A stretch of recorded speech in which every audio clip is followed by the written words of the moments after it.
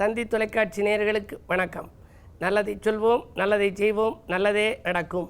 ஒரு வாழ்க்கையில் நல்லது நடக்க வேண்டும் என்று சொன்னால் நல்லதை சொல்ல வேண்டும், நல்லதை செய்ய வேண்டும். அந்த அடிப்படையில் இன்றைக்கு 14/12/2015 திங்கட்கிழமை உத்திராடம் நட்சத்திரம் இரவு 2:24 வரை, பிறகு திருவோணம் நட்சத்திரம். இன்றைக்கு திருக்கடவூர், திருவாடானை, திருக்கிழுக்குன்றம் இதுபோன்ற சிவஸ்தலங்களிலெல்லாம் 1008 சங்காபிஷேகங்கள் நடைபெறும். திருவெண்காட்டிலே எல்லாம் நடைபெறும். சங்காபிஷேகத்தை பார்த்தால் மங்கள நிகழ்ச்சி மனையிலே நடைபெறும். இப்போ உங்களுக்கு நான் சொல்ல இருக்கிற நல்ல கருத்து, பூஜைக்கு உகந்த பூ எது, பூஜைக்கு ஆகாத பூக்கள் எது அப்படிங்கிறத தெரிஞ்சுக்கணும்.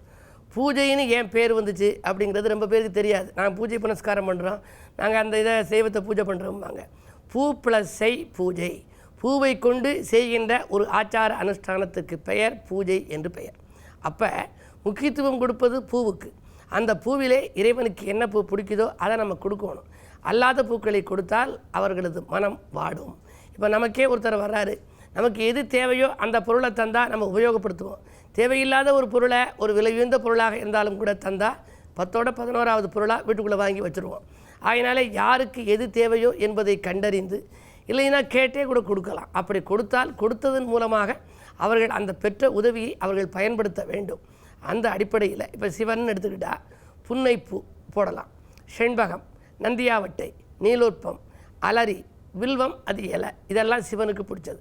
சரி, விஷ்ணுவுக்குன்னு எடுத்துக்கிட்டோம்னா மல்லிகை, செந்தாமரை, வெண்தாமரை, இருவாட்சி, கருமுகை, குறுக்கத்தி, இது மாதிரியெல்லாம் போடலாம். ஆனால் சில பூக்கள் கிடைக்கும், சில பூக்கள் கிடைக்காது.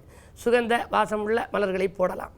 ஆகாத பூ எது, பூஜைக்கு ஆகாத பூ, ஒரு பழமொழி உண்டு, சூடிய பூவை சூடினாலும் வாடிய பூவை சூடினாலும் சூடிய பூவை சூடாதேன்னு. வாடிய பூவை கூட சூடலாமா, ஆனால் சூடிய பூவை சூடக்கூடாது. நம்ம தலையில் சூடிக்கிற பூ இருக்கு, அது திரும்ப எடுத்து தவிர்க்க முடியாத காரணத்தினால இதை கொண்டு கோயிலுக்கு போய் பூ வாங்க முடியலைன்னு இந்த பூ வைக்கக்கூடாது. அதே மாதிரி இறைவனுக்கு சூடி எடுத்து நமக்கு மாலையாக போட்டுறாங்க பாருங்கள், அதையும் திரும்ப கொண்டுட்டு போய் சூடக்கூடாது. ஆகையினாலே புதுசாக ஃப்ரெஷ்ஷாக கொண்டுட்டு போய் சாமிக்கு அர்ப்பணிக்கணும். அதில் என்னென்ன பூவெல்லாம் போடக்கூடாது அப்படின்னா, எடுத்து வைத்த பழைய பூக்களை உபயோகப்படுத்தக்கூடாதுன்னு முன்னோர்கள் சொல்லியிருக்கிறார்கள். 8 கருத்துகள் தெரிஞ்சுக்கணும் நீங்கள். எடுத்து வைத்த பழைய பூக்கள் பூஜைக்கு ஆகாத பூ. அடுத்து சூடிய பூ பூஜைக்கு ஆகாது. அடுத்து தாமே உதிர்ந்து விழுந்த பூக்கள், சில செடியிலேருந்து பூக்கள் தானே உதிர்ந்துடும், அந்த பூவை கூட எடுக்கக்கூடாதுன்னு சொல்லியிருக்காங்க. அடுத்து புழுக்கள் கடித்த பூக்களை உபயோகப்படுத்தக்கூடாது.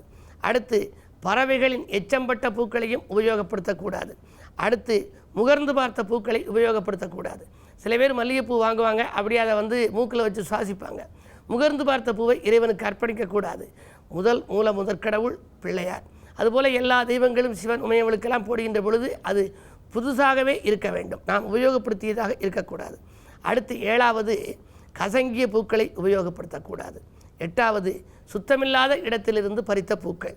இவையெல்லாம் நம்ம போடுறோம். சரி, இப்போ கோயிலில் போகிற போது அஷ்டோத்திரம், சகசரநாமம் என்று பண்ணிடுறோம். அஷ்டோத்திரம் 108 அர்ச்சனை, 108 நாமாவளி சொல்கிறோம். சகசரநாமம்னா 1008 சொல்கிறோம். சொல்லுகிற பொழுது நம்ம கொடுத்த பூ பத்தலைன்னு வச்சுங்க, அந்த குருக்கள் என்ன பண்ணுவார், ஒரு சில பூவிலேருந்து பிச்சு இதில் மட்டும் போடுவார். அப்படி போடுறதை காட்டிலும் ஒரு ஸ்லோகம் சொல்லுகிற பொழுது ஒரு பூ போட வேண்டும். அப்படி பூவை பிச்சு போடாமல் முழுமையாக போட்டால் நமக்கு நல்ல பலன் கிடைக்கும். வில்வம், துளசி, மறுக்குழுந்து, அருகு, வேப்பிலை இதெல்லாம் இலைகளிலே பூஜைக்குரியதாக வந்துவிடுகின்றது. ஆகையினாலே சிவனுக்கு, உமையவளுக்கு, முருகனுக்கு, விநாயகருக்கு என்றெல்லாம் உகந்த பூக்களை பார்த்து நீங்கள் சூட்டலாம். இல்லை என்றாலும் சுகந்த வாசமுள்ள மலர்களை சூட்டலாம். அப்படி சூட்டுகின்ற பொழுது சூடிய பூவை நீங்கள் சூட்டக்கூடாது, வாடிய பூவை கூட சூட்டலாம். இருந்தாலும் வாடிய பூவும் சூட்டக்கூடாது. பழைய பூக்கள், அதே போல் புழுக்கள் கடித்த பூக்கள், பறவைகள் எச்சமிட்ட பூக்கள், முகர்ந்து பார்த்த பூக்கள், கசங்கிய பூக்கள், சுத்தமில்லாத இடத்தில் பறித்த பூக்கள் எல்லாம் சூட்டாமல் நல்ல பூக்களாக சூட்டினால் பூ ப்ளஸ்ஸை பூஜை. நீங்கள் பூவினால் செய்கின்ற அந்த செயல்பாடு பூஜை சாமி ஏற்றுக்கொள்வார். அதன் மூலமாக உங்களுக்கு நல்ல பலன்கள் கிடைக்கும் என்ற நல்ல கருத்தை தெரிவித்து இன்றைய ராசி பலன்களை இப்பொழுது உங்களுக்கு வழங்கப் போகின்றேன். மேசராசி நேயர்களே, போன் மூலம் பொன்னான தகவல் கிடைக்கும் நாள். இன்றைக்கு பொது வாழ்விலே உங்களுக்கு புகழ் கூடும், மதிப்பும் மரியாதையும் கிடைக்கும். புதிய பொறுப்புகளும் பதவிகளும் கூட வரலாம். சுக்கிரபலம் நன்றாக இருப்பதால் வாங்கல் கொடுக்கல்கள் ஒழுங்காகும். உங்களுக்கு வழிபாட்டிலும் கவனம் செலுத்துவீர்கள். அது மட்டுமல்ல, வரவு திருப்திகரமாக இருக்கிறது. ரிஷபராசி நேயர்களே, உங்களுக்கெல்லாம் அரசியல்வாதிகளால் அனுகூலம் கிடைக்கும் நாள். அல்லல்கள் தீர்ந்து ஆனந்தம் பெருகும். சூரிய பலம் நன்றாக இருப்பதால் ஒரு சிலருக்கு புதிய பொறுப்புகள் கிடைக்கலாம். பாகப்பிரிவினைகள் சுமூகமாக முடியும். அஞ்சல் வழியில் கூட அனுகூல தகவல் உண்டு. அலைபேசி வழியில் அதிகாலையிலேயே நல்ல தகவல் வந்து சேரப்போகிறது. மிதுனராசி நேயர்களே, உங்களுக்கு சந்திராஷ்டமம். முயற்சிகளில் குறுக்கீடு ஏற்படும் நாள். முன்னேற்ற பாதையை நோக்கி செல்லும் உங்களுக்கு சில குறுக்கீடுகள் வந்து சேரப்போகிறது. முக்கிய புள்ளிகளை பகைத்து கொள்ளாமல் பார்த்து கொள்ளுங்கள். வீடு மாற்ற சிந்தனைகள் மேலோங்கும். கடன் சுமை கூடும். கொடுத்த வாக்கை காப்பாற்ற இயலுமா என்பது சந்தேகம்தான். கடகராசி நேயர்களே, விலையுந்த பொருட்களை வாங்கும் எண்ணம் மேலோங்கும் நாள். வீடு வாங்கும் முயற்சியில் வெற்றி கிட்டும். வாகனம் வாங்கும் முயற்சியில் வெற்றி கிட்டும். அது மட்டுமல்ல, கொடுத்த வாக்கை காப்பாற்றுவீர்கள். தொழிலை செய்யும் முயற்சிகளெல்லாம் உங்களுக்கு அனுகூலமாக இருக்கும். தோள் கொடுத்து உதவ நண்பர்கள் முன்வரும் நாள் இந்த நாள். சிம்மராசி நேயர்களே, உங்களுக்கெல்லாம் நட்பு வட்டம் விரியும் நாள். நல்லது இல்லத்திலே நடப்பதற்கான சூழ்நிலைகள் உருவாகின்றன. குருவின் பலம் நன்றாக இருப்பதால் கொடுக்கல் வாங்கல்கள் ஒழுங்காகும். கூடுதல் லாபம் தொழிலிலே கிடைக்கும். விஐபிக்கள் ஒத்துழைப்போடு விரும்பிய காரியத்தை விரும்பியபடியே செய்து முடிப்பீர்கள். சுபகாரியத்தில் இருந்த தடைகள் அகலும். குழந்தைகளின் கல்யாண கனவுகளை நனவாக்கும் சூழ்நிலை உண்டு. இந்த நாள் உங்களுக்கும் ஒரு நல்ல நாள். கன்னிராசி நேயர்களே, மங்கையர் வழியில் ஏற்பட்ட மனக்கலக்கம் அகலும் நாள். மறதியால் சில பணிகளை நீங்கள் மாற்றி அமைப்பீர்கள். செவ்வாய் பலம் மேலோங்கி இருப்பதால் சில இடர்பாடுகள் உங்களுக்கு வரலாம். உடன்பிறப்புகள் வழியிலும் வரலாம். உடன் இருப்போர் வழியிலும் வரலாம். என்ன இருந்தாலும் இன்றைக்கு கிழமை திங்கள் என்பதால் ஆலய வழிபாட்டை மேற்கொள்ளுங்கள். சிவாலய வழிபாடு உங்களுக்கு சிறப்பான வாழ்க்கையை அமைத்து கொடுக்கும். பாக பிரிவினைகளில் விட்டு கொடுத்து செல்வதுதான் நல்லது. ஆரோக்கிய தொல்லையும் உண்டு. மருத்துவ செலவுகளும் கூடுதலாக இருக்கலாம். துலாம் ராசி நேயர்களே, உறவினர் பகை உருவாகாமல் பார்த்து கொள்ள வேண்டிய நாள். ஊர் மாற்ற சிந்தனைகள் மேலோங்கும்.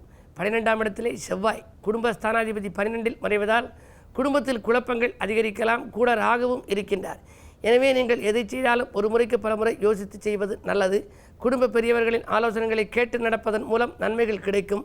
நூதன பொருட்களை விலைக்கு வாங்கியிருந்தாலும் கூட அவற்றை கையாளும் பொழுது கவனம் செலுத்துங்கள்.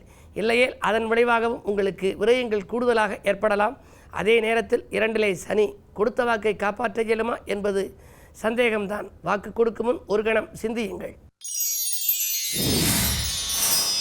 விருச்சிக ராசி நேயர்களே, உங்களுக்கெல்லாம் பார்க்கும் குருவால் பணவரவு அதிகரிக்கும் நாள். குரு 2ஆம் இடத்தை பார்க்கிறார். தனஸ்தானத்தை குரு பார்ப்பதால் பணவரவு திருப்திகரமாக இருக்கும். பாக்கியலும் வசூலாகி பரவசப்படுத்தும். ஜென்மச்சனியின் ஆதிக்கம் இருந்தாலும் கூட ஆரோக்கியத்தை சீராக்கி கொள்ள மாற்று மருத்துவத்தை மேற்கொள்ளுங்கள். அஞ்சல் வழியில் அனுகூல தகவல் உண்டு. விஐபிக்கள் ஒத்துழைப்போடு உங்கள் வீட்டில் நடைபெறும் சுபகாரியங்களை எல்லாம் சிறப்பாக நடத்தி முடிக்க ஏற்பாடுகளை செய்து கொள்வீர்கள். சூரிய பலம் நன்றாக இருப்பதால் பொது வாழ்விலே புகழ் கூடும். அரசியல்வாதிகளாலும் அனுகூலமும் உண்டு. ஆதாயமும் உண்டு. தனுசு ராசி நேயர்களே, விடாமுயற்சிக்கு வெற்றி கிடைக்கும் நாள். வீட்டு தேவைகள் பூர்த்தியாகும். கூட்டு முயற்சிகளில் ஒரு சிலர் உங்களுக்கு ஒத்துவரவில்லையே என்ற கவலை மேலோங்கலாம். புதிய பங்குதாரர்களை சேர்த்துக்கொண்டு புது முயற்சிகளில் ஆர்வம் காட்டுவீர்கள். பாக்கியில் வசூலாகி பரவசப்படுத்தும்.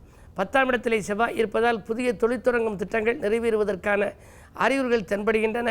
ஒரு சிலருக்கு வாங்கிய இடத்தை விற்றுவிட்டோமே என்ற கவலை அகலும் விதத்தில் புதிய இடங்கள் வாங்கும் சூழ்நிலை கூட உருவாகலாம். மகர ராசி நேயர்களே, ஜென்ம சந்திரன். எனவே உலாவரும் சந்திரனால் பயணங்கள் அதிகரிக்கும். பயணங்களால் விரயங்கள் உண்டு. குடும்பத்தில் உள்ளவர்களை அனுசரித்து சென்றால்தான் ஆதாயம். வேலைப்படு கூடுதலாக இருக்கும். உத்தியோகம் பார்க்கும் இடத்தில் உடன் இருப்பவர்களால் உபத்திரவங்கள் ஏற்படலாம். எனவே இந்த நாளை இனிய நாளாக நீங்கள் அமைத்துக்கொள்ள வழிபாட்டில் கவனம் செலுத்துங்கள். பொறுமையை கடைப்பிடியுங்கள். கும்பராசி நேயர்களே, சுபகாரிய பேச்சுக்கள் முடிவாகும் நாள். சொல்லை செயலாக்கி காட்டுவீர்கள். சுற்றத்தார் போற்றும் அளவுக்கு வாழ்க்கை தரத்தை உயர்த்தி கொள்ள வேண்டும் என்ற சிந்தனை மேலோங்கும். தொழிலில் எதிர்பார்த்தபடியே உங்களுக்கு லாபம் கிடைக்கலாம். உத்தியோகத்தில் இருப்பவர்களுக்கு உடன் பணிபுரிபவர்களால் ஏற்பட்ட உபத்திரவங்கள் மறையும். மேலதிகாரிகளின் ஆதரவோடு மிகச்சிறந்த நற்பலன்களை இன்று காணப்போகின்றீர்கள். வாங்கல் கொடுக்கல்கள் ஒழுங்காகும் நாள் இந்த நாள். மீனராசி நேயர்களே, சோதனைகளை வென்று சாதனை படைக்கும் நாள். இன்றைக்கு தொழில் வளம் சிறப்பாகவே இருக்கிறது. குழந்தைகளின் முன்னேற்றம் கருதி எடுத்த முயற்சிகளிலும் வெற்றி கிடைக்கும். குரு 6இல் இருப்பதால் குழந்தைகளின் எதிர்கால நலன் கருதி புதிய திட்டங்கள் தீட்டுவீர்கள். அதன் கல்யாண கனவுகளை நனவாக்கும் முயற்சியிலும் ஆர்வம் காட்டுவீர்கள். கடல் தாண்டி சென்று படிக்க வேண்டும் என்று சொல்லியிருந்தால் அதற்கும் செய்த ஏற்பாடுகள் வெற்றி கிடைக்கும். விஐபிக்கள் ஒத்துழைப்போடு உங்களுடைய விருப்பங்களை எல்லாம் நிறைவேற்றிக் கொள்ளும் நாள் இந்த நாள். எனவே இந்த நாளை மேலும் இனிய நாளாக அமைத்துக்கொள்ள அம்பிகை வழிபாட்டையும் மேற்கொள்ளுங்கள். சிவாலயம் சென்று சிவன் வழிபாட்டை மேற்கொள்ளுங்கள். மேலும் விவரங்கள் அறிய தினத்தந்தி படியுங்கள்.